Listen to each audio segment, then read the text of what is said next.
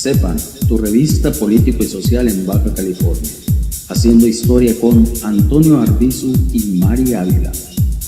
Que ya aprobó la Comisión de Gobernación respecto al derecho humano al agua, el derecho humano a la salud.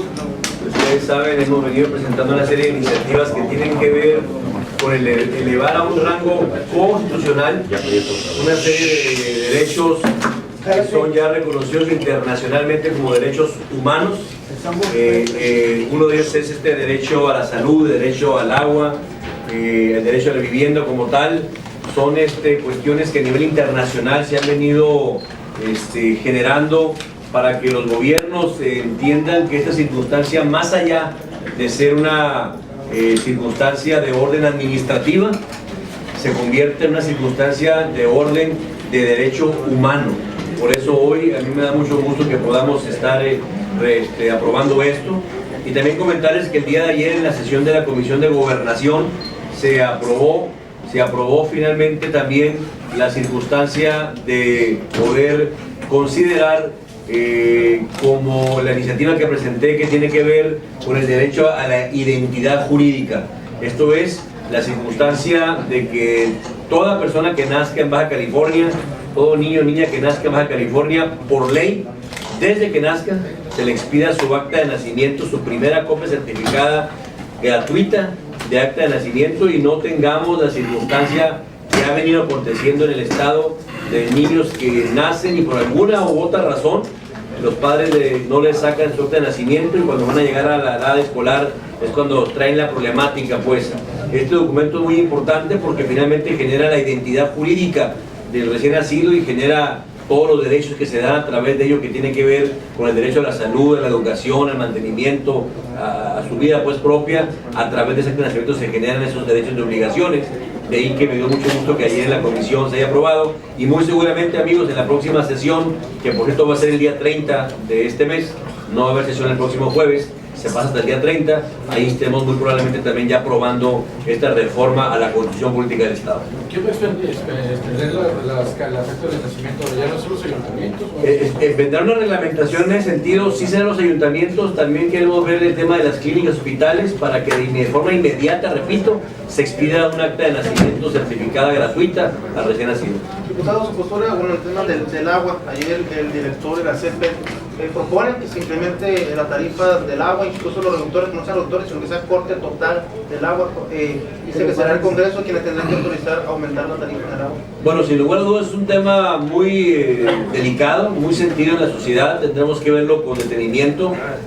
No podemos, hablando de los derechos humanos, no se puede dejar a las familias sin la circunstancia de la provisión del agua. En ese sentido ya hay también criterios internacionales que han marcado la pauta respecto a la no posibilidad de dejar al 100% sin el uso de líquido de las familias, máxime en ciudades que tienen que ver como Mexicali, donde las temperaturas son extremosas.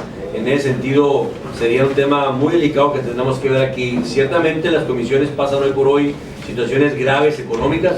Tendremos también que ver en qué parte podemos como Congreso coadyuvar en poder sacar adelante esta circunstancia, pero el corte definitivo y total en residencias es un tema muy sensible que al seno del Congreso del Estado, hoy por hoy, repito, no hay ese ánimo de hacerlo.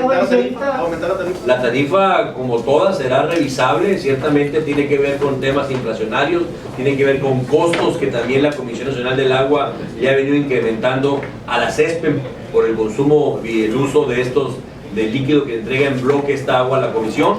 Lo tendremos que revisar en torno a la luz de lo que implica la inflación que se ha tenido. Y si en este momento, diputado, está prohibido Baja California cortar totalmente el agua. Sí, en este momento está prohibido. Entonces, el derecho al agua. En este momento está prohibido el corte de agua. No, el alcance del derecho al agua es la obligación del Estado a todo el mundo prestar ese servicio, claro, cumpliendo con los requisitos que implica la contratación del agua. No está hablando del derecho al agua gratuita, no se confunda con esa parte, sino el derecho a la provisión del agua a todo el mundo en Baja California. Pues eso siempre ha estado. No, no todos. No se está cayendo en una exageración en la creación de leyes, porque hay propuestas elementales y que ya están en otras legislaciones, como por ejemplo el derecho al agua, el derecho al acta de nacimiento. Ahora van a proponer ahí un exhorto al gobernador para que cumplan con lo que la última, con lo que tienen que hacer. Bueno, y las leyes no están ya establecidas, no están cayendo en estar presentando cada rato iniciativas de ley que de a tiro, para mi gusto, no son innecesarias y nada más sería para... Bueno, Enrique, la primera pregunta, la respuesta que yo diría, número uno, ¿en dónde está establecido la obligación de expedir la primera acta de nacimiento del recién nacido?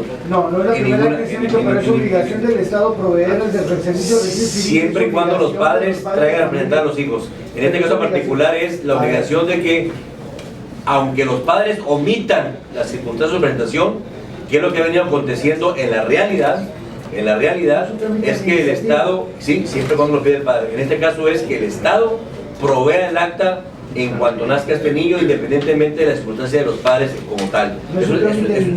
Siempre y cuando los padres lo pidan. En este caso es que sea al revés.